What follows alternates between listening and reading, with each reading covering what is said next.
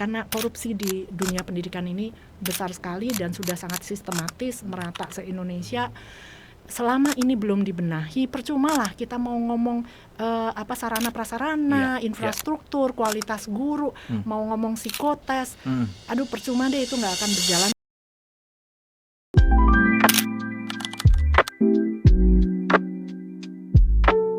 Mbak Ina, aku boleh dijelasin sedikit gak Mbak soal jurusanku? Mungkin berdirinya kan dari tahun 2013. Mungkin latar belakang sedikit, mungkin apa keresahan Mbak Ina kenapa mendirikan jurusanku ini dan gimana mungkin perkembangannya sampai hari ini? Ya, mungkin awalnya karena nggak sengaja ya, karena dulu itu saya lulus dari Australia, nunggu apply PR di Australia, tapi kan harus keluar dari negaranya. Ya. Mbak maaf, PR ini permanent resident? Permanent resident. Permanent resident ya. Takutnya ada yang nggak paham. Permanent resident ya. Nah, waktu pulang kemudian ya singkat cerita saya kerja di agen pendidikan. Nah, di situ tugas saya sebetulnya hanya administrasi ya, ngurusin anak-anak yang mau kuliah ke luar negeri. Tapi anak kelas 12 pun ditanya, oke mau daftar kemana, kan harusnya itu tugas saya mendaftarkan. Ternyata mereka jurusannya aja belum tahu gitu, boro-boro universitasnya. Nah, kemudian mereka suka nanya, apa sih bedanya antara business administration, business management, food science, food tech.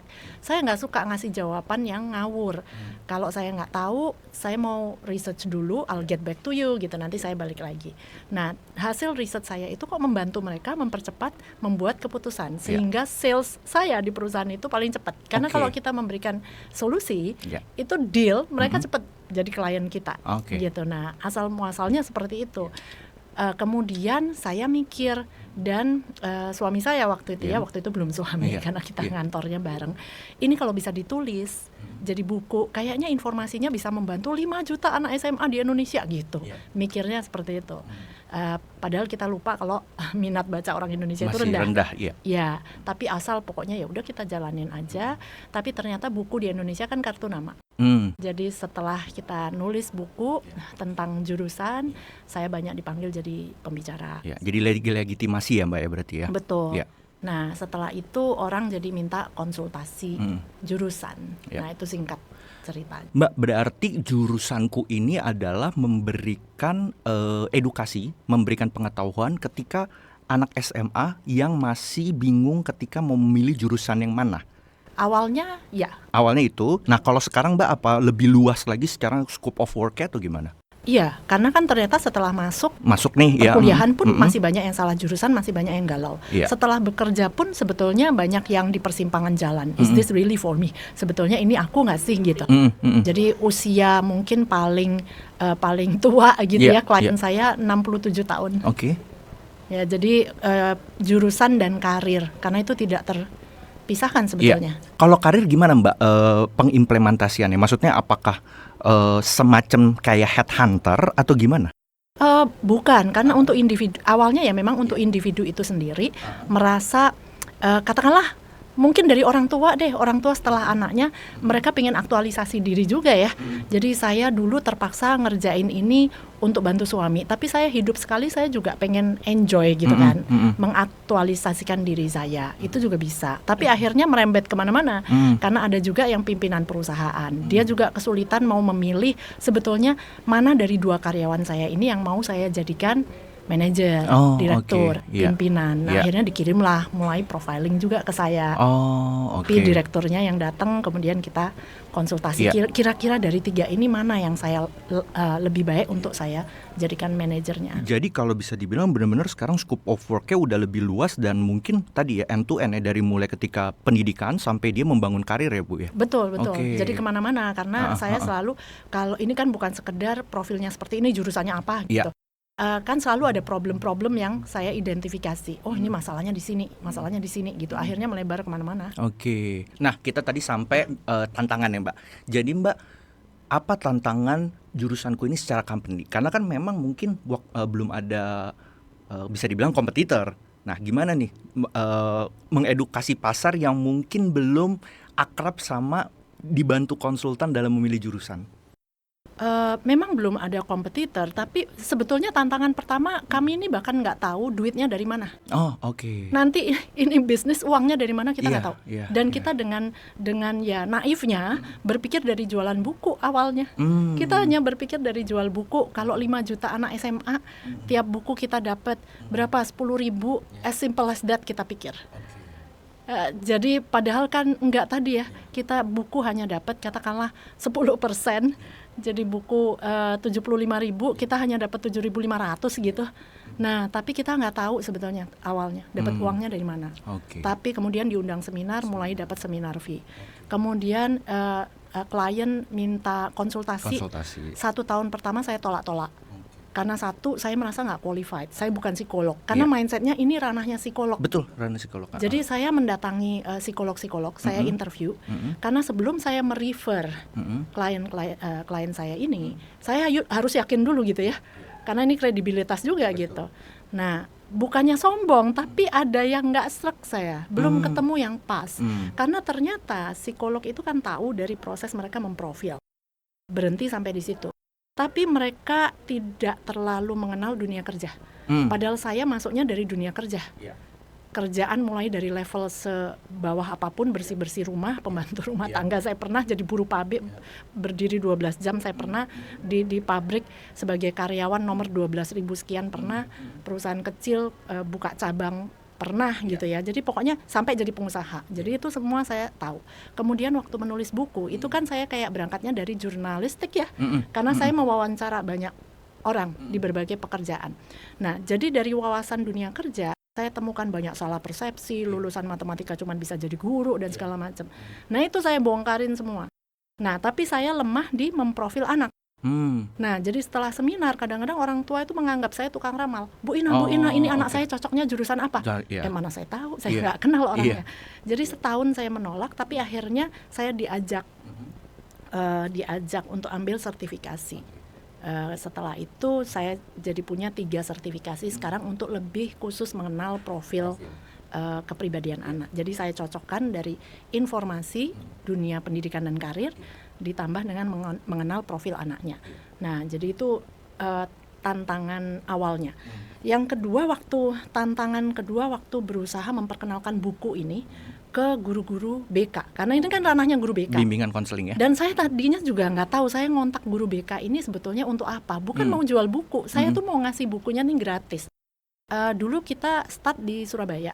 Jadi waktu ke Jakarta, saya naik ojek ke sana kemari, belum ada Gojek ya waktu itu ya, naik ojek biasa ke sana kemari, ketemu guru BK. Nah itu juga tantangan tersendiri karena tidak semua guru BK terbuka. Saya ingat sekali ada sekolah yang terkenal di Jakarta. Berarti masih penolakan ya Bu ya? Iya. Jadi duduk hanya begini doang. Saya diliatin aja. Saya ngomong padahal mau ngajak diskusi tentang kesulitan-kesulitan anak-anak memilih jurusan. Siapa tahu buku ini bisa menjadi referensi begitu. Karena tidak ada, ya udah saya bilang baik, terima kasih Pak, permisi gitu. Nah, terus belum lagi waktu saya launching buku, itu ada aja lah yang tadinya saya anggap kolega gitu, network yang sebelumnya saya miliki di dunia pendidikan atau agen pendidikan, itu ada aja penolakan. Kita di sini nggak jualan buku Ina gitu. Terus ada lagi, Ina, aku tahu kamu desperate untuk launching buku. Jadi kata-kata seperti itu tuh atau maaf ya, kita kerjasamanya sama perusahaan yang jelas.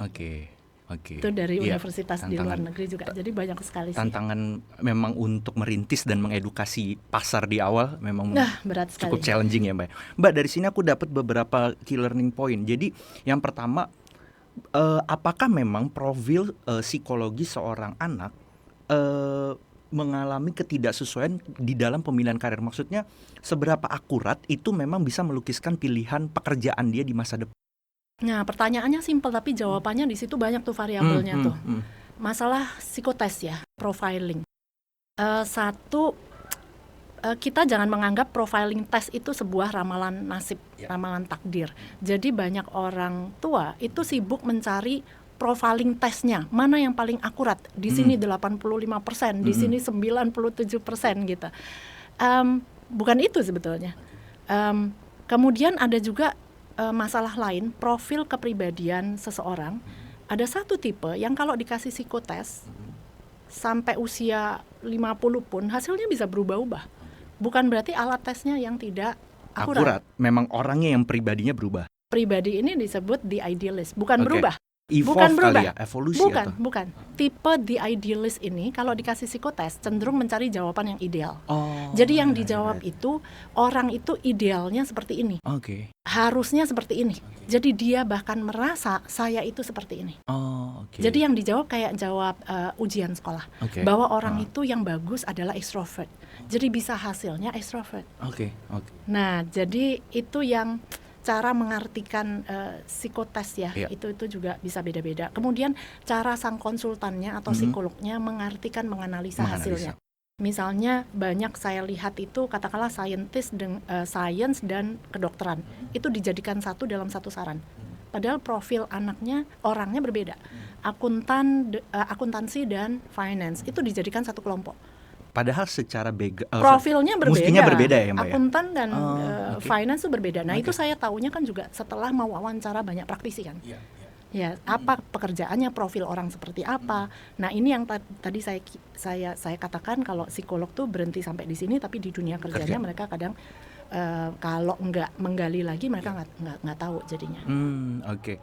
Nah, tadi Mbak juga sempat bilang bagaimana sekarang mungkin peran tadi ya guru BK dalam institusi pendidikan dalam memberikan tadi pencerahan lah kita bilang untuk anak-anak di dalamnya dalam memilih jurusan yang memang relevan dan tepat itu, Mbak.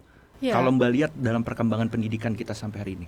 Sebetulnya di awal-awal dulu saya banyak sharing, memberikan pelatihan-pelatihan ke guru BK juga. Jadi sekarang sebetulnya sudah banyak digunakan mungkin MBTI tes ya, karena itu dulu saya yang memperkenalkan, kemudian saya kasih pelatihan-pelatihan guru BK, ada juga sekolah-sekolah yang open minded, wah ini nggak hanya guru BK, guru-guru pelajaran juga perlu. Nah itu saya suka banget, berarti ini mindset yayasan bagus sekali. Karena dalam prosesnya masalah memilih jurusan kadang-kadang juga bukan hanya guru BK saja. Bukan tanggung jawab guru BK semata ya, Mbak ya? Kadang-kadang guru pelajaran itu berperan. Karena mereka sendiri nggak tahu, jangan ngambil sosiologi nanti kamu kayak ibu loh. Bukan. Ya, jadi itu kadang ngapain kamu ngambil perikanan, nanti kamu kerjanya di desa loh. Nah, padahal itu tuh peran dari guru-guru kelas kadang-kadang juga penting sekali wawasannya untuk dibuka ya. Iya. Nah, Mbak, sekarang kita balik soal pemilih jurusan ya, Mbak. Kalau dulu zaman saya, ya jujur saya nggak terlalu kenal banget nih jurusan yang saya pilih. Akhirnya saya nyemplung ya kan. Nah, ketika kita memilih jurusan, ada banyak faktor ya, Mbak ya, karena mungkin disuruh orang tua, ada juga mungkin diikutan teman-teman gitu ya. Atau mungkin kalau zaman sekarang lihat influencer gitu ya. Nah, sebagai orang yang sangat mengamati perkembangan pemilihan jurusan gitu ya, gimana Mbak perkembangannya sampai era mungkin modern ini dan mungkin perkembangan informasi sekarang? Ya, berarti tapi intinya sih sebetulnya sama ya, dalam menerima saran dari orang lain kan gitu. Apakah itu saran dari orang tua, influencer, siapapun. Ya, harap diingat 3. Jadi profil, kepribadian, values, dan juga informasi. Jadi orang yang memberi saran, tipe kepribadiannya belum tentu sama dengan yang diberi saran. Oke. Orang yang memberi saran belum tentu values-nya sama dengan yang diberi saran. Kemudian informasi yang dimiliki orang yang memberi saran dengan yang dikasih saran belum tentu sama. Nah, jadi kita breakdown dulu. Kalau sampai ada perbedaan pilihan misalnya antara orang tua dan anak, itu kita lihat problemnya yang mana gitu. Dan dalam menerima saran sebetulnya seorang anak juga harusnya memilah-milah. Ya kan, temennya profilnya belum tentu sama tadi. Mungkin dia lebih saintisnya bukan dokternya gitu. Ya, terus pengalaman pribadi dia atau teman-temannya, tantenya, omnya itu juga belum tentu bisa diberikan ke teman kita gitu. Nah, Mbak, biasa sebagai orang yang sering berkomunikasi dengan orang tua ketika menghadapi problem ini, perdebatan ini, gimana cara Mbak Ina menghadapi para orang tua ini ketika dalam soal tadi tuh pemilihan jurusan, perdebatan? Ya, sebetulnya kalau perbedaan informasi itu paling gampang. Jadi misalnya ada orang tua yang ngerasa, ngapain sih kamu ngambil finance, kalau cuman finance doang sampai kuliah ke luar negeri, sini mami ajarin aja. Sebentar Bu, maksud ibu finance itu kasir. Ya iya, apalagi gitu. Nah ini kan hanya beda informasi. Nah setelah saya berikan informasi finance itu apa, direktur utama perusahaan banyak diambil dari direktur keuangan, bla bla bla, informasi sama, enak udah. Setuju. Nah itu gampang sih sebetulnya, perbedaan informasi. Yang kalau sulit perbedaan value itu ya itu paling sulit. Iya.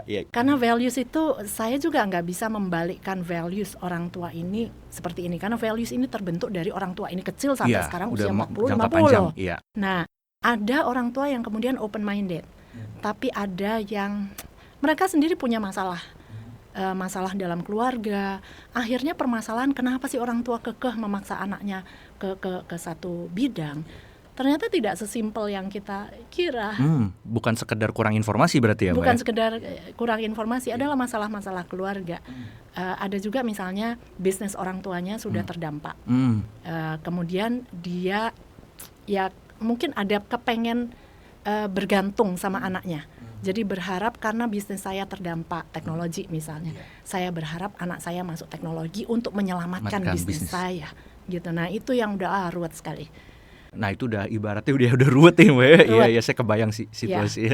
Belum lagi masalah-masalah keluarga yang mungkin tidak ada hubungannya dengan ini, kesannya nggak ada hubungannya, tapi bisa juga masalah perceraian, itu juga berpengaruh banget. Berarti Mbak bisa disimpulkan meskipun hari ini kita udah di zaman ini, nggak bisa dipungkiri peran tadi faktor eksternal masih lebih dominan ketimbang faktor internal Mbak. Maksudnya dalam diri sendiri ketika memilih jurusan. Betul, jadi yang mau Tetap saya lihat itu kan sebetulnya kalau internal yang saya mau lihat 4 aspek. Dari kepribadian anaknya, minat, kemampuan dan values anaknya sendiri nih, apakah sudah sejalan.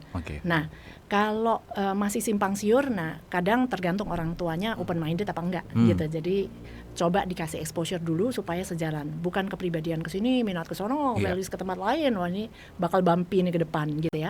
Tapi kalau dari profil anaknya internal tadi sudah sejalan, ada faktor eksternal tadi. Bisa faktor orang tua. Ya harapan-harapan orang tua yang mungkin kurang bisa menerima profil anak. Nah itu juga banyak tuh. Mbak, ada gak Mbak metodologi lain selain tes-tes kepribadian dan segala macam dalam kaitan dengan pemilihan jurusan yang memang bisa membantu kita dalam memilih yang tepat selain tadi metodologi tes psikologi atau apapun itulah namanya? Sebetulnya yang pertama malah bukan psikologi. Psikotes, sebetulnya. Salah saya ya. Karena ini kan tahapan pertama itu kan mengenal diri. Jadi problem anak-anak memilih jurusan itu saya bagi 3. Jadi kurang mengenal diri, salah persepsi dan kurang informasi. Nah, kurang mengenal diri, salah persepsi, kurang informasi. Kalau kurang mengenal diri, kan anak lahir jebret nggak mungkin dia tahu. Wah, saya tipe the logistician gitu ya, nggak tahu lah. Jadi harus dibantu orang dewasa di sekitarnya. Jadi mulai dari orang tua waktu membelikan mainan itu sebetulnya observasi. Kalau dia main Lego, apakah dia lebih suka yang ngikutin panduan atau dia suka yang Lego klasik? Ya, jadi dia bisa berimajinasi sendiri. Dikasih kertas kosong suruh gambar, apakah dia tipe yang mencari referensi, nyari contoh, digambar persis, atau malah dia udah sibuk bikin komik gitu. Nah dari situ kalau orang tuanya banyak wawasan, zaman sekarang bisa baca sih ya artinya apa dan segala macam, kita jadi mulai pelan-pelan bisa mengenal anak, memberikan exposure yang pas. Jadi anak lama-lama mengenal dirinya, ini gue banget gitu. Kemudian di sekolah juga sama, dengan mulai dari TK, metode Montessori yang juga banyak mengamati observasi anak bermain. Dari situ kita bisa mulai membaca profil kepribadian anaknya. Nah itu sebetulnya peran pendidikan, ya orang tua dan guru di sekolah perlunya kerjasama di situ untuk mengenal anaknya. Jadi rapot itu harusnya berkesinambungan, bukan sekedar nilai ya, tapi mengenal kepribadian anaknya sehingga guru di tahapan berikutnya itu juga lebih mudah mengenal anaknya, muridnya, gitu ya. Nah, tapi dalam perjalanannya ini kan nggak ideal. Misalnya orang tua juga nggak tahu apa yang diobservasi, gitu kan. Terus buru-buru juga nggak observasi bahwa ini mungkin bijinya buah stroberi gitu, tapi dia beli pupuk mangga. Nah, itu anak waktu remaja jadi galau. Saya nggak tahu saya ini buah apa, gitu ya. Nah, disitulah penting peran psikotes. Hanya untuk diberi pertanyaan-pertanyaan untuk mempertanyakan diri sendiri anaknya. Nah, tapi tadi ada lagi masalah. Yang tipe idealis dia mencari jawaban yang idealnya, bukan yang diri sendiri, juga masalah intrapersonal intelligence, kecerdasan mengukur diri sendiri. Gitu. Kalau itu rendah, mana bisa dia mengukur diri sendiri. Kemudian tahapan berikutnya mengartikan psikotes. Itu kemampuan analisa berpikir konsultan atau psikolognya juga harus tinggi. Mbak, aku dari sini dapat satu hal, berarti secara metodologi sebenarnya pengalaman faktual anak itu dari mulai balita sampai tumbuh kembang itulah yang perlu diobserv dan di assessment sebenarnya oleh orang tua dan guru ya Mbak untuk menentukan ya. Betul. Jadi kalau saya ditanya milih jurusan mulai kapan, saya bilang mulai bayi. Iya. Nah, persoalannya hari ini saya kurang begitu yakin orang tua memiliki literasi yang baik dalam mengcapture pertumbuhan anak tadi dari bayi bahkan sampai itu ya, dan mencatat itu dan akhirnya nanti jadi panduan mereka di kemudian hari ya Mbak ya. Betul. Sebagian besar masih belum. Iya itu tantangan ya. Misalnya kayak ada anak yang tadi kalau dibiarkan bebas, katakanlah les musik gitu ya, harusnya kan bebasin dulu supaya kita bisa observasi atau menggambar. Tapi seringkali kita mendidik anak harus follow ya, harus ikutin panduan. Jadi kita nggak observasi, tahu-tahu anak sudah harus ini gitu. Nah itu akhirnya kita nggak kenal anak kita. Nah Mbak, kalau kayak gitu berarti bagaimana orang tua gitu ya mulai tahu bahwa sebenarnya peran mereka yang jauh lebih penting dalam mengobserv itu ketimbang tadi soal tes numbers yang mungkin itu hanya sebagai pembantu verifikasi. Gimana nih caranya kalau dari sisi Mbak pengalaman Mbak Ina? Ya makanya akhirnya kan lebih banyak melalui parenting seminar. Ya parenting seminar, kalau sekolah-sekolah juga udah mulai aware. Akhirnya parenting yang awalnya tadinya orang menganggap jurusan berarti untuk parents anak SMA. Tapi makin lama kalau yayasan juga paham, mulai lagi SMP. Kemudian SMP bahkan ada sekolah dulu di Surabaya SD, dan itu pun masih ada orang tua yang harusnya saya dengerin Bu Ina waktu anak saya dulu TK gitu. Lama-lama mungkin pada saat orang tua ibunya masih hamil gitu kali. Dan menurut saya memang penting karena mindset orang tua. Saya pernah parenting seminar ke anak-anak TK, orang tua anak-anak TK. Bahkan dari benar TK ya nih Pak. Anaknya masih TK tapi saya parenting seminar ke orang tuanya. Karena sekolahnya berarti mindsetnya bagus, benar. Nah, itu saya bagiin dulu kertas. Belum terlalu pakai internet kali ya waktu itu. Saya bagiin kertas, saya minta orang tua menuliskan harapan untuk anak ke depannya. Sebagian besar nomor 1 tuh masih dokter. Padahal ini kan abad 21 masih dokter, yang kedua entrepreneur. Nah, bayangin kalau dari TK aja mindset orang tua, anak saya dokter gitu ya, anak saya pengusaha gitu. Pada saat SMA, peminatan itu untuk mengubah mindsetnya itu kadang-kadang agak sulit. Karena kadang orang tua we see what we want to see. Misalnya, matematika itu dianggap ilmu yang kastanya paling tinggi lah di Indonesia gitu. Jadi begitu anak berbuat sesuatu yang menunjukkan dia jago matematika, itu mindset udah tertanam tuh. SMA datang ke saya tuh, anak saya matematika kok, dari kecil matematika, itu ngotot terus. Jadi padahal kimianya bagus, tapi dilupakan. Dan secara profil kepribadian menurut saya justru kita coba berangkatnya dari kimia.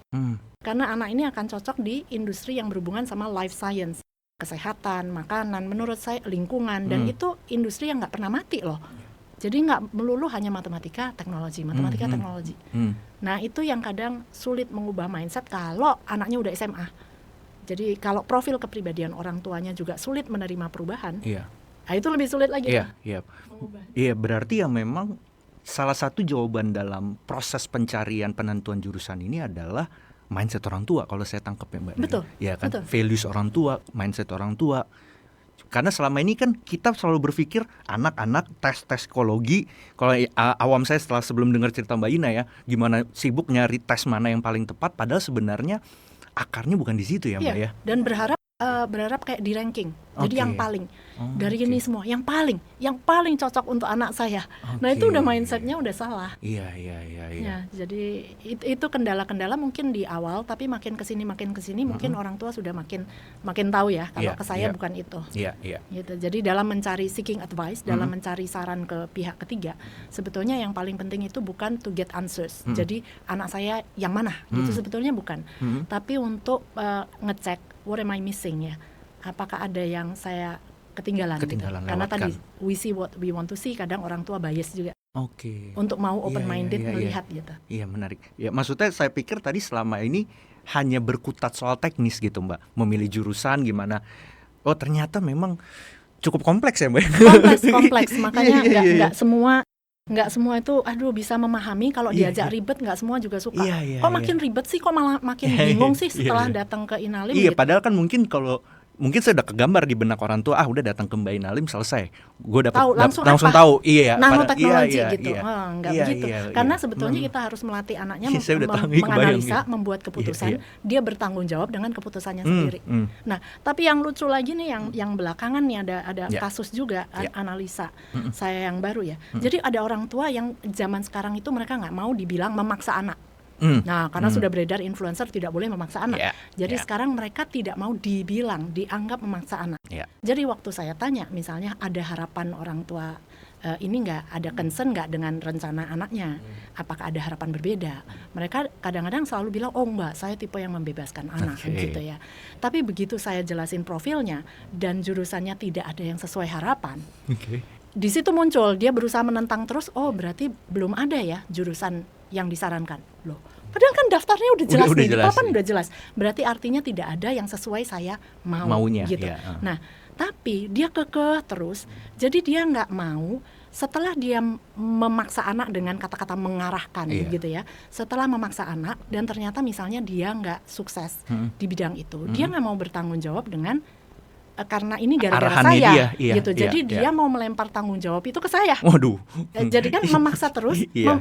cocok nggak? Iya, Padahal iya. saya udah berkali-kali bilang, kalau nanya ke saya, jawaban straightforward, apakah ini anak teknik banget? Bukan. Tapi saya tuh prinsipnya nggak pernah melarang anak belajar. Saya nggak cocok di teknik, tapi saya pengen belajar teknik. Mau belajar kok dilarang? Iya. Nggak apa-apa gitu loh. Tapi yang paling penting kedua belah pihak sepakat. Ibarat saya ini right-handed, sekarang saya diminta belajar nulis pakai tangan kiri. Iya. Berarti orang lain butuh 1 jam, saya akan butuh 3 Lebih jam lama, mungkin iya. gitu.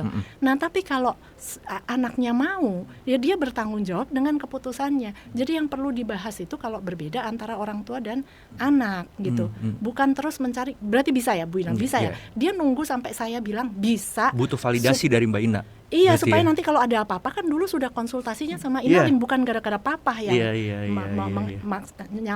menyarankan kamu gitu. Berarti tantangan Mbak Ina adalah selain tadi ya, adalah menjadi alat validasi ya buat orang tua gitu loh. Betul, Ya betul. kan, menjadi alat membantu beliefnya dia gitu sebenarnya kan. Ya. Oke. Jadi Dan kompleks, dan nggak akhirnya tadi gampang. malah ada potensi ketika tidak sesuai harapan, ya kan, dikembalikan lagi ke Mbak Ina gitu ya. Ada potensi berarti ya. Berharap untuk Wow. kesalahannya itu ke Berat juga saya. tantangan Mbak Ina ini. Nggak gampang Iya, sih. iya, Kelihatannya iya. simpel ya, Iya, ikut iya, tes iya. milih jurusan gitu. Iya.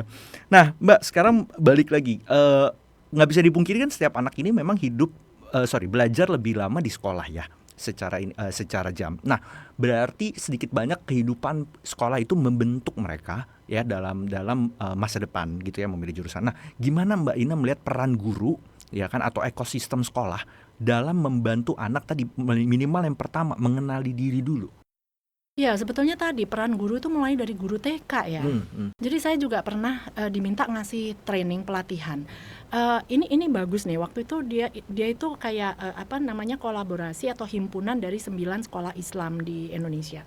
Tapi mereka hire konsultan dari Turki. Oke. Nah, konsultan Turki ini setiap tahun mengundang beberapa trainer dari berbagai negara. Nah, di tahun itu saya satu-satunya yang trainer lokal. Kemudian masing-masing dari trainer asing ini ada keahliannya sendiri-sendiri. Ada training mungkin menggunakan teknologi di sekolah gitu ya. Beda-beda dari Kanada, dari Amerika begitu. Nah, tapi saya tetap memberikan trainingnya kan mengenal anak untuk nanti potensi karirnya. Dan yang peserta guru yang ikut di tempat saya itu dari guru TK sampai guru SMA. Jadi di awal mereka nggak dikasih tahu kenapa ikut training saya. Jadi memang di awal saya katakan pasti ada yang heran. Ini tentang mengarahkan karir anak. Saya kan guru TK, ngapain gitu. Tapi menariknya at the end of the training setelah beberapa hari kita evaluasi bersama dengan orang Turki tadi, dia mengatakan menariknya ya, justru dari pelatihannya Bu Ina tidak ada satupun komentar atau feedback negatif. Bahkan guru yang tadinya paling pasif di tempat Bu Ina itu yang menjadi paling aktif gitu loh. Nah, jadi Ya sebetulnya peran guru itu luar biasa karena mereka itu harus tahu mengenai kenapa sih mereka harus observasi anak, dan itu harus disampaikan berkesinambungan dari guru TK, guru SD, SMP, SMA. Jadi dalam meramu metode pembelajaran itu bisa disesuaikan gitu. Jadi nggak hanya one size fits all. Metode saya A, padahal anak-anak kita beda-beda. Jadi ternyata berguna untuk pembelajaran. Misalnya extrovert introvert gitu ya, untuk meningkatkan partisipasi siswa di kelas. Nah, saya dengan tipe kepribadian MBTI tadi sebetulnya itu bisa dipraktekkan para guru juga. Yang extrovert kadang terlalu banyak mengambil bagian. Nah, jadi misalnya dikasih stick es krim gitu. Dalam pelajaran saya dalam 1 semester ke depan masing-masing mendapatkan 3 stick es krim misalnya, dan itu harus digunakan. Jadi bagi yang extrovert kalau dia udah menggunakan 3, entah menjawab pertanyaan atau bertanya gitu ya, dia harus memberi kesempatan yang lain. Nah, bagi yang introvert juga ngerasa aku harus 1 semester ini harus aku pakai gitu. Jadi itu meningkatkan partisipasi yang anak-anak introvert. Jadi bisa lebih merata. Dengan mereka paham bahwa introvert itu bukan tidak bisa ngomong, tapi mereka berpikirnya di dalam. Setelah titik baru mungkin mereka ngomong. Jadi waktu tunggunya lebih lama. Nah, dengan guru bisa paham, jadinya proses pembelajaran juga ternyata berguna, nggak hanya untuk pemilihan jurusan. Terus misalnya anak-anak intuitif. Anak-anak intuitif itu seringkali tidak fokus. Nah, jadi guru langsung menganggap, ini anak nggak mendengarkan. Misalnya guru ngasih tugas, nanti kalian harus bikin cerpen gitu ya, topiknya ini. Nah, anak intuitif pikirannya udah ngelompat tuh. Dia udah bikin ceritanya jadi dia nggak dengerin detail yang instruksi guru ya. Nanti ini maksimal 300 kata, disubmit tanggal berapa. Setelah gurunya selesai ngomong, anaknya nanya, Miss, nanti dikumpulinnya kapan? Nah, kan nggak dengerin. Kan saya udah ngomong. Menurut guru tidak fokus ya kan? Nggak dengerin ya. Berarti behaviornya nggak bagus. Padahal kalau gurunya jadi ngerti, oh iya ya, anak intuitif tuh memang pikirannya lompat-lompat, memang nggak fokus. Belum tentu juga ADHD gitu. Banyak orang tua juga langsung ngirim ke psikiater dikasih obat loh. Padahal mereka simply hanya kepribadiannya intuitif. Ya dengar kata apel mereka udah mikirnya Isaac Newton, gaya gravitasi gitu ya. Nah, jadi kalau gurunya kenal, akhirnya dia bisa membuat metode katakanlah ngasih handout. Jadi nanti untuk detail-detailnya kalian bisa baca di sini. Nah, dengan begitu yang anak intuitif yang sudah lompat-lompat nanti pengen tahu detail, ada nih 300 kata, dikumpulinnya kapan gitu. Ya. Jadi ternyata berguna. Nah Mbak, kalau dari dengar cerita Mbak kan mungkin saja itu satu sekolah yang mungkin secara resource-nya bagus lah ya. Nah persoalannya untuk membuat ini lebih mass gitu ya, kayaknya perlu intervensi kalau menurut saya dari pemerintah. Butuh public policy-nya kalau menurut saya ya. Karena nggak mungkin ini bisa menyebar gitu ya secara rata gitu ya, secara holistik di semua sekolah dari tingkat TK sampai SMA paling tidak. Perlu menurut saya intervensi dari pemerintah dalam bentuk public policy. Nah kebijakan seperti apa yang mungkin kalau Mbak Ina punya kesempatan merekomendasikan gitu, untuk tadi membuat goals objektifnya adalah ekosistem sekolah dan guru mampu menggali potensi anak mengenal dirinya mereka dulu. Ya, sebetulnya saya mendengar dari kebijakan yang baru ini mengenai akan dikembalikannya IPA IPS bahasa, itu kan sudah ada omongan bahwa mereka akan memberikan psikotes di kelas 10. Nah, ya saya berharap sebetulnya dalam pemilihannya ini bukan sekedar proyek pengadaan lagi gitu ya. Jadi ini yang kita khawatirkan. Dan kalau dari awal dulu sebetulnya saya juga berusaha untuk subsidi silang gitu ya. Jadi supaya lebih masif. Jadi makanya saya dulu mendatangi perhimpunan-perhimpunan MGBK. Jadi MGBK apa nih Mbak? Musyawarah Guru Bimbingan Konseling. Jadi di tiap daerah itu ada. Nah, pertama kali juga saya nulis buku. Dulu saya datengin ketua MGBK. Hal pertama yang diungkapkan, ya mau gimana ya Bu Ina, rekan-rekan ini biasa dikasih uang transport. Kalau dari universitas A dapatnya sekian, B dapatnya sekian. Ya saya bukan kampus, bukan universitas yang kemudian pengen mendapatkan siswa untuk kuliah di tempat saya. saya ini nulis buku waktu itu mau share. Kemudian saya mau berbagi tentang hasil finding saya. Begitu banyaknya salah persepsi tadi ternyata gitu. Nah, itu aja seperti itu. Yang di Jakarta mau psikotes yang massal. Nah, harapan dari ketua MGPK-nya sebetulnya juga siapa yang bisa, ya kita tahu lah ya, bisa memberi itu yang bisa masuk ke sekolah-sekolah. Nah, itu saya juga prinsip hidup saya mau hidup lurus gitu ya. Saya nggak mau demi untuk mendapatkan proyek nasional. Once saya dapat MGBK itu semua sekolah kan bisa saya dapatkan. Tapi saya menolak, saya nggak mau dan ya ketuanya bilang ya tunggu saya pensiun, nanti baru Anda bisa masuk ke sekolah-sekolah. Jadi padahal saya tetap share ilmu ke MGBK ini, saya tetap memberikan, saya nggak pelit ilmu, saya tetap bagikan. Nah, jadi selama itu masih apa ya, di pemerintahan kita itu masih kental dan data dari survei integritas dari KPK di pendidikan itu kan pengadaan barang dalam memilih vendor juga berapa persen yang dari orang dalam. Sebenarnya jadi yang aku coba tangkap Mbak Ina bilang perbaikin dulu yang good corporate governance gitu. Betul, ya kan? betul. Sebelum kita ngobrol soal ini ya. Karena nanti yang terpilih juga sekedar karena pengadaan. Ngerti. Bukan karena memang benar-benar ngerti. Yang benar gitu ya. Mbak, aku mau geser sedikit soal passionan. Ya. Karena mungkin kita perlu untuk brainstorm jebakan passion.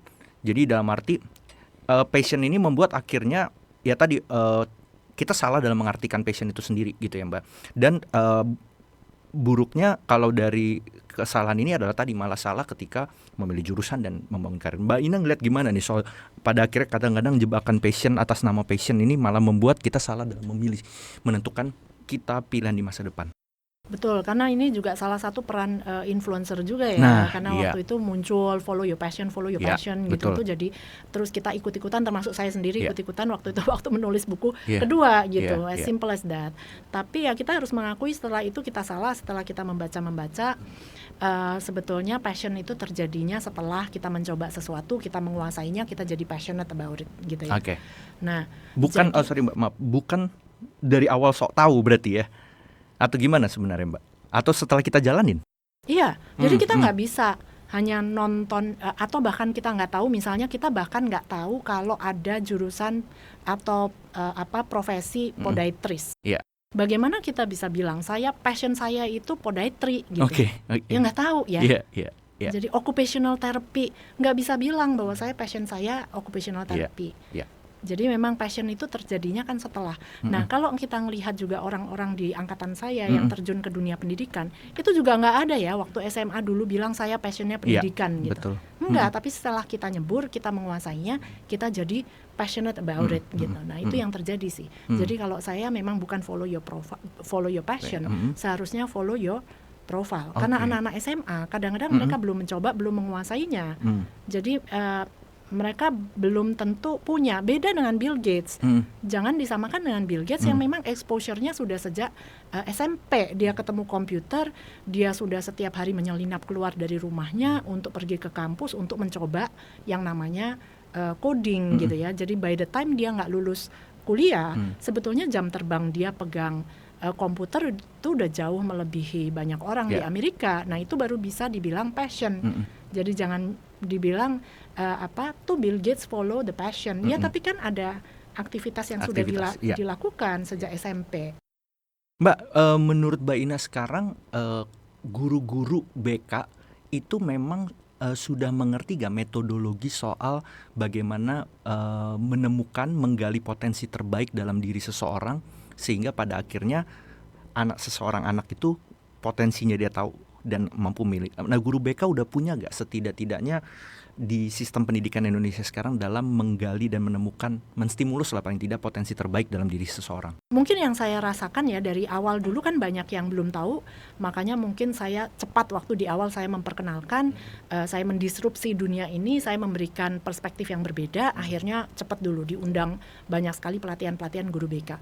Nah, semakin kesini mungkin yang saya rasakan kayaknya sudah mulai dikenal metodenya. Kenapa saya bisa deteksi bahwa ini sudah mulai dikenal? karena profil anak-anak yang datang ke saya sekarang udah mulai terkurasi. Yang kasus simpel-simpel sepertinya sudah jarang datang ke saya. Berarti logikanya udah tersolve di sekolahnya berarti ya? Kalau yang simpel-simpel, ya sisa sebagian besar yang tadi saya katakan. Yang udah cukup tipe cukup kompleks ya. Ini mau dikasih psikotes kayak gimana kan hasilnya berubah-ubah. Nah itu yang akhirnya atau yang ada masalah-masalah keluarga dan macam-macam tadi dalam memilih jurusan, atau yang memang open minded untuk tadi memastikan saya udah bener nggak sih, atau saya sebagai orang tua bias gitu, Mas, hanya untuk jangan-jangan ada yang saya belum pertimbangkan, jangan-jangan ada informasi yang saya nggak tahu gitu. Nah itu masih datang. Iya, berarti sebenarnya kabar baik lah ya Mbak ya. Ketika yang datang ke Mbak udah lebih kompleks aja gitu 10 tahun, 12 tahun udah berbeda. Mbak, kalau Mbak Ina sendiri kan berarti menangani pemilihan jurusan ini bukan hanya di luar negeri tapi juga di dalam negeri ya Mbak ya. Iya, karena jurusan kan tidak mengenal dalam dan luar negeri sebetulnya. Yang penting bagaimana itu tepat buat si anak ya. Mungkin juga tidak ada istilah tepat ya. Tidak ada keakuratan sebetulnya. Hidup itu pilihan gitu. Yang cocok untuk kita, misalnya cocok di satu bidang, ya bisa aja 5-10 bidang lain cocok. Ada lebih dari 1.800 jurusan. Nggak mungkin yang tepat untuk kita itu hanya 1, 2, atau 3 sebetulnya. Berarti Mbak, aku lagi coba ini bertanya Mbak, ketika outputnya berarti Mbak memberikan rekomendasi ya Mbak ya, berarti rekomendasi apakah sebatas jurusannya gitu ya, jurusan A, B, C, D, E, apakah juga universitinya, ataukah mungkin ada yang lain Mbak dalam counseling, dalam output kepada klien Mbak lah. Iya, beda-beda karena saya pengen pinpoint masalahnya dulu di mana. Jadi ada yang memang tadi profilnya sudah sejalan semua, tinggal kurang informasi aja. Jadi saya hanya memberikan informasi pilihannya apa saja. Ada yang pilihannya dia udah tahu tapi dia nggak tahu karirnya kerjanya apa ya. Dia udah tahu dia mau ini gitu, misalnya antropologi gitu ya. Tapi dia nggak tahu kerjanya apa, atau ilmu politik tapi saya nggak mau jadi politikus gitu. Atau HI, tapi kan diplomat itu kayaknya kan cuman sedikit jumlahnya gitu. Itu hanya saya memberikan gambaran dunia kerjanya. Jadi kerjanya bisa aja di sini, di NGO, di UN. Dari hasil yang saya wawancara, ini ada yang jadi begini, ada yang jadi peace educator, membantu sekolah-sekolah untuk meramu kurikulum supaya anak-anak nggak punya jiwa konflik gitu ya. Dengan diberi wawasan tentang dunia kerjanya, anak-anak jadi ada gambaran. Oh iya ya, saya nanti bisa kerja di sini, bisa di sini. Oke, mantap. Ya itu bahkan kadang mereka bertanya tentang tempat tujuan pendidikannya, entah itu universitas, entah itu sistem pendidikan antar negara, apa sih bedanya kuliah di Amerika, Kanada dengan mungkin kurikulum di UK, Australia, Asia begitu. Nah itu tergantung kebutuhan. Tapi yang sulit itu memang kalau masih simpang siur banget. Dari profil anaknya sendiri simpang siur, itu juga karena faktor eksternalnya tadi nggak nyampe pembahasan ke sana. Ya, berarti Mbak membereskan si profil itu dulu ya, baru bisa kita lanjut ke diskusi berikutnya ya. Jadi saya teman diskusi sebetulnya, bukan tadi hanya memberi saran. Berarti yang paling cocok itu nanti 1, 2, 3 begitu enggak. Ya. Karena saya juga tadi berpikir Mbak penting untuk semakin membuat ini jadi diskusi yang lebih merakyat lah, karena memang masalah pemilihan jurusan bukan hanya terkait si anak atau terkait si orang tua, karena ini juga kalau saya tarik ke makro, ya bisa berdampak terhadap dunia industri. Ya kan nanti kan adanya inovasi kalau didukung oleh talent-talent yang tepat, nanti inovasi lahirlah ke ekonomi yang lebih baik. Ya karena kalau saya berpikir kita ini memang terlalu menganggap gampang aja ini masalah memilih jurusan gitu loh. Jadi mungkin memang aku berharap memang diskusinya semakin merakyat dan orang-orang baik kayak Mbak Ina gini semakin banyak juga gitu. Betul ya kan? Jadi makanya waktu saya mewawancara, saya bikin education conference kapan itu di Kementerian Pendidikan. Kemudian saya undang staf ahli dari berbagai kementerian untuk melihat berbagai potensi industri gitu ya. Dan waktu itu yang paling populer mungkin dari KKP, Kementerian Kelautan dan Perikanan.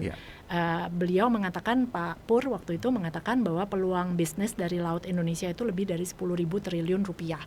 Nah tapi terus Pak Jokowi waktu itu juga mengatakan bahwa kita ini memunggungi laut. Nah saya lihat, nah ini tadi berkaitan dengan ekonomi. Memunggungi lautnya apa? Ya kita belum menoleh ke laut. Potensi laut kita ini gede loh. Dan waktu seminar saya tanya apakah kita negara maritim, anak-anak bilang yes gitu, padahal enggak. Jadi negara maritim itu bukan luas lautnya, tapi memang ekonominya sudah ditopang oleh laut sebesar 40-50% dan kita belum nyampe 15%. Dan kita malu sama Singapura yang cuma negara kota, kecil banget, tapi dia sudah ekonominya ditopang oleh laut, bayangkan. Ya, dia punya pelabuhan tersibuk kedua di seluruh dunia. Nah ini kan kita malu sekali, kapal-kapal besar dari Eropa ke Amerika, kalau ke Asia Tenggara nggak berhentinya di Indonesia yang kita ngakunya negara maritim, mereka berhentinya di Singapura gitu kan, baru dibongkar muat ke kapal lebih kecil baru ke Indonesia, karena kita nggak punya pelabuhan laut dalam waktu itu. Nah, tapi apa yang terjadi di industri kalau anak-anak nggak tahu, SDM kita nggak mendukung ke sana kan. Jadi, nah ini yang akhirnya kemana-mana saya akhirnya saya ajak nih Kementerian Kelautan dan Perikanan, yuk kita bikin event gitu waktu itu. Nah itu juga tantangannya banyak. Jadi saya ke sana, kemudian waduh ini bagus banget Bu Ina, tapi kita nggak punya uang. Pak, saya kesini nggak minta uang, tapi saya juga nggak mau dimintain uang. Ya, habis itu kita jabat tangan, jadi dari atasnya sudah oke, tapi dalam pelaksanaannya waduh kembali itu juga, lagi ya soal eksekusi ya Mbak ya. Nanti ini kalau AC-nya mati gimana ya kayak gitu-gitulah yang akhirnya aduh lain kali Bu Ina lain kali bikin pamerannya di ini aja di laut gitu. Aduh ya kayak gitu-gitu tuh saya nerima. Nah itu susahnya tantangannya. Tapi memang terbukti kalau kita dan dampaknya luas waktu itu sebetulnya. Kalau kita nggak korupsi anggaran, karena waktu itu saya berpikir dananya saya carikan dari sponsor. Saya akan mencari sponsor aja di luar gitu loh. Jadi bisnis pada prinsipnya harus profit. Jadi kita menghabiskan waktu sekian, tapi kita sendiri harus dapat uang, tapi bukan mengambil dari pemerintah gitu kan. Pemerintah kita ajak kolaborasi, menyediakan tempat, jadi kita nggak usah bayar waktu itu di kementerian. Tapi saya mau cariin sponsor dari kampus-kampus, mensponsorin ini, akhirnya nanti kita undang murid, mereka toh bisa mendapatkan profit dari mendapatkan student begitu ya. Nah tapi karena ngelihat saya memang tidak mencari, malah dikasih waktu itu anggaran yang 200 juta itu kan dari Dirjen Eselon 1 bisa gitu ya langsung ngasih. Dan itu saya transparan, saya gunakan, maksimalkan, sama sekali nggak saya ambil. Nah kelihatan kan dampaknya, meskipun kita nggak ambil, tapi ya tadi orang-orang dari dalam itu yang semua pada minta misalnya untuk kostum penari gitu, itu aduh udahlah jadi itu susah banget. Tapi intinya waktu itu sukses, rame, dan saya undang banyak guru, sekolah-sekolah. Nah udah bergulir sendiri, karena mereka jadi tertarik, mereka mau mengundang kementerian ke sekolah mereka masing-masing. Jadi itu udah diamplifikasi lah di berbagai sekolah, sehingga kita melihat dampaknya sudah mulai anak-anak yang klien-klien saya pun ada yang ngambil budidaya perikanan di UNER, kemudian udah banyak yang ngambil marine biology di Udayana gitu ya. Jadi itu yang kita berharap dampaknya ke blue economy. Iya, karena yang kita diskusikan hari ini bukan sekedar memilih jurusan ya Mbak ya, tapi bagaimana ini ditarik lebih makro adalah tadi ya, lahirnya iklim inovasi nanti berdampak pada kemajuan perekonomian sebuah bangsa, yang itu semuanya berkaitan secara hubungannya semua dari awal ya Mbak. Kalau ditarik lagi dari awal tadi adalah ketika orang tua mengenali asesmen anaknya sejak dari bayi atau sejak dari TK bahkan, dan ini berhubungan terus ya Mbak ya. Memang ini cukup roadmap-nya panjang ya. Iya. Mbak, terakhir Mbak, kira-kira mungkin ekspektasi lah dari Mbak Ina terhadap khususnya pendidikan di Indonesia lah ke depan? Ya sebetulnya yang pertama, kalau dirangkum satu kata, saya nggak minta yang muluk-muluk ya. Sebetulnya minta pendidikan jangan dipolitisasi. Kemudian saya berharap bersih dan berkesinambungan. Saya cukup iri dengan Kementerian Kesehatan karena membuat transformasi itu sulit. Misalnya di kesehatan pertama kali diisi oleh orang yang bukan dokter, menterinya, itu tantangannya luar biasa. Tapi waktu itu saya udah termasuk yang setuju gitu, meskipun saya nggak ngerti dunia kesehatan, tapi problem-problem yang ada di dalam kesehatan yang membuat kita kekurangan spesialis, membuat klien-klien saya jadi kalau mau keluar negeri nggak mau ngambil kedokteran karena nanti takut nggak bisa masuk ke Indonesia.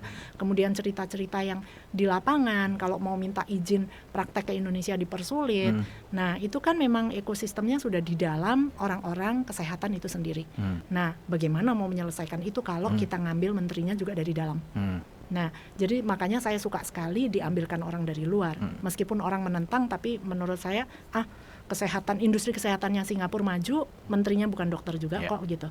Dan tugasnya juga bukan mengoperasi orang kok, bukan nyuntik, bukan diagnosa penyakit gitu kan, tapi membersihkan masalah misalnya korupsi atau bullying yang banyak terjadi di dunia pendidikan kedokteran. Nah, saya berharap tadinya pendidikan itu juga seperti itu, karena ekosistem, karena korupsi di dunia pendidikan ini besar sekali dan sudah sangat sistematis merata se-Indonesia. Selama ini belum dibenahi, percuma lah kita mau ngomong sarana prasarana, infrastruktur, kualitas guru, mau ngomong psikotes, aduh percuma deh, itu nggak akan berjalan. Jadi saya cuman simple minta satu aja, bersihkan dulu itu, baru kita ngomong yang lain-lain gitu. Ya, jadi sebelum kita ngebangun rumahnya, kita bersih-bersih dulu nih, baru kita bisa bangun rumah ya, Bung. Betul, dan sosoknya dulu, kalau sosoknya independen, tidak digandolin kepentingan berbagai macam partai. Dan makanya tadinya saya excited banget waktu juga pendidikan mendapatkan menteri yang dari luar. Dan profesionalnya itu yang saya berpikir, wah ini disruptif sekali.